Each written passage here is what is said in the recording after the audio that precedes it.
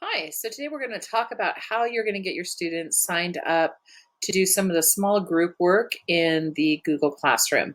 So you're only going to have to do this one time, and then after we set into this one time, the students should be able to just access the lessons right away. This is going to be great because we're going to be able to put them in small group, we're going to level them, and be able to give them some individual attention at just their level. So the first thing that you're going to need to do is your lesson's going to be under this small group work file right here. And when you open the lesson, it says emergent early letter names, sort one here. You're going to see this green box. So there's a couple things that we need to do to get the student set up in the green box the first time. So go ahead and click on this lesson here. And then it's going to ask you to go through a couple prompts. So mine is going to take me directly into the lesson. Yours is going to ask you to first sign on with the student's Google. So you should see the student's Google email address come up right here. This is mine. I'll select mine and make sure they're signing in through their Google. And then it's going to ask you to allow Google Classroom to do a couple of things in their class. And just go ahead and allow Google Classroom to do all of those things. So yours is not going to look like this. This is going to be mine. This is the teacher side.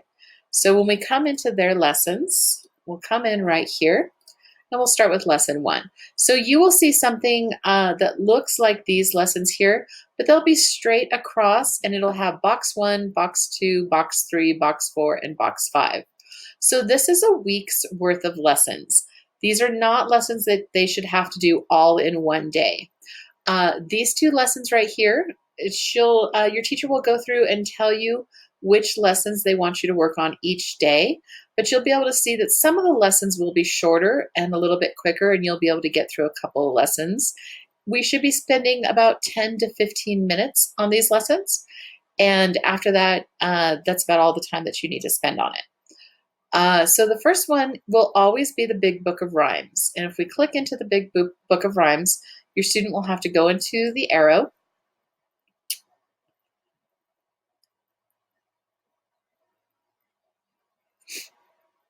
And we're waiting patiently.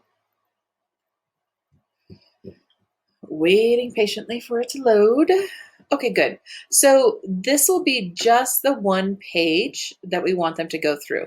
There is the option for them to scroll through other pages, but it should just be one page a day. If you want some extra practice, if you want to review pages that we've already gone through, you can scroll back and forth through here, but it's just the one page a day that we're looking for. If you look up here, you can see the skills that we're concentrating on that week. And this week we'll be looking at the letters Y, Z, and W, and we'll be sorting things between what are animals and what are not animals. So whenever the students look at a picture like this, it's a great idea to go ahead and really examine the picture first and really get all of the information they can out of the picture. Because the more they look at this picture, the more they realize that the animals are in a zoo, and this is probably going to be the word zoo, because we know that we have some background knowledge that animals live in a zoo, and we know the word zoo has the Z sound at the beginning of it. So they should very easily be able to guess this is the word zoo. Same thing with the names of the animals. Now, yak might be a little bit harder because they might not be familiar with the word yak. So I would definitely think that you would have to go over what the yak animal is. But zebra and kangaroo will be a little bit easier to recognize. Then, after you've really gone through the picture and made the relationship between the words and the pictures, you can come up here into the actual poem itself.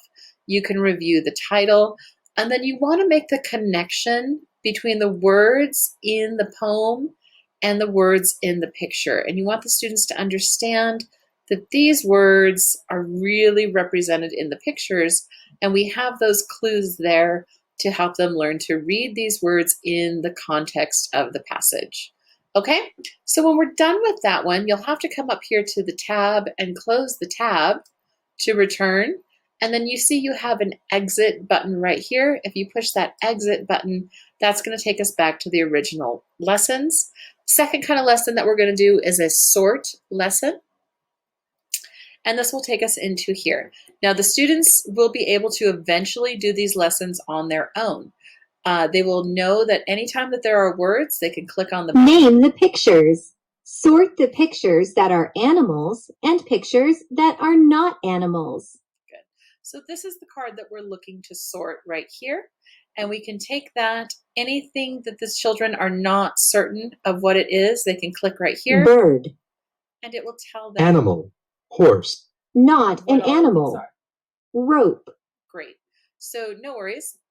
We can decide whether this is an animal or not an animal. And all we have to do is click it and drag it down to where it belongs. And then we go through the next word, and you can see we have 10 cards to sort through.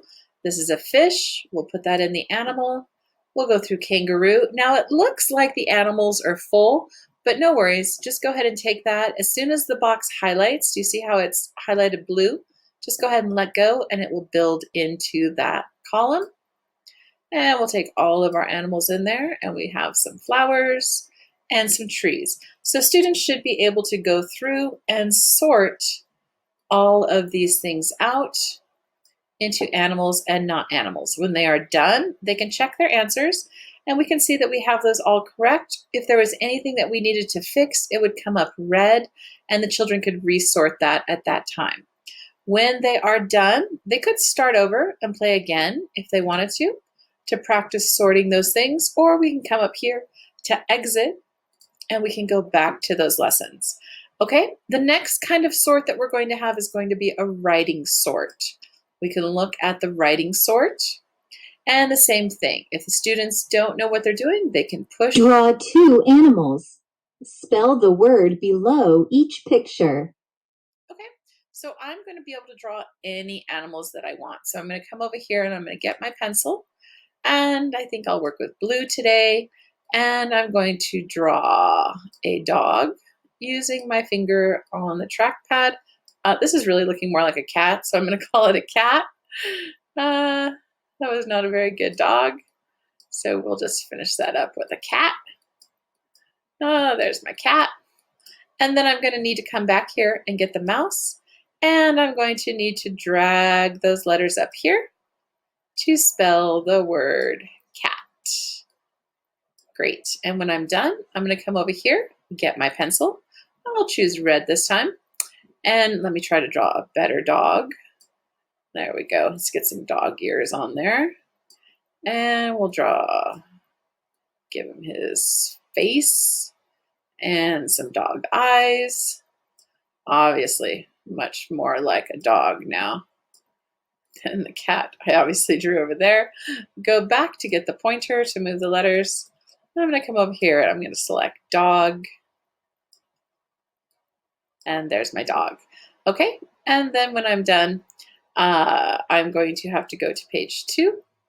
And you're going to see it's going to want me to draw 2 things that are not animals. And I'm going to go through that the same exact way.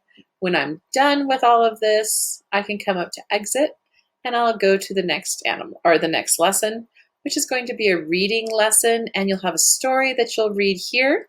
Same thing, make connections between the picture and the story for the students. Help them find the words that are in the story in the pictures.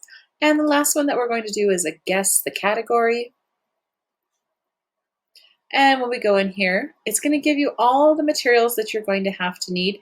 If you do not have some playing cards at home, we could cut cards out of pieces of paper. Just take a regular piece of paper and cut it, and then you could write with a crayon or a marker or a pencil on there to create some cards. If you do have these cards here, we can print these cards and cut these cards off, but you could just as well make them at home as well. It's going to tell you to shuffle the cards, place them face up, talk about ways you could sort the pictures. And remember, we're sorting between animals and not animals this week. And anything that you had in the house, you could cut pictures out of the newspaper, you could cut pictures out of a magazine, any kind of thing, if you didn't want to print these, that you could use to play the same game with. Anything that you could sort animals and not animals with would be absolutely acceptable in this lesson as well. And once again, we have to come up to the tab, close the tab, push the exit sign. And then at the end of the week, it's going to have a tab that says submit it to the teacher. So remember, this is not something that we're going to do all in one day. This is a week's worth of small group information, and then you could submit it to the teacher at the end. Your lessons will look different in your Google Classroom, but remember, we'll have to go through and sign up that first time. Just the first time the student accesses the lessons in Google Classroom, they will have to select their Google name. They will have to allow Google Classroom to use some of the Savas tools, and then you will have to choose your icon, and then you should be able to go right into your lessons after that. So you only need parent help that first time. After that, students should be able to go into these lessons and look at them, and they will be practiced many times over in class, and the students should be able to do that on their own at home. Okay, great. If you have any questions, let us know. But I think that's just the basic general information about how we're going to be doing small group work. Thanks.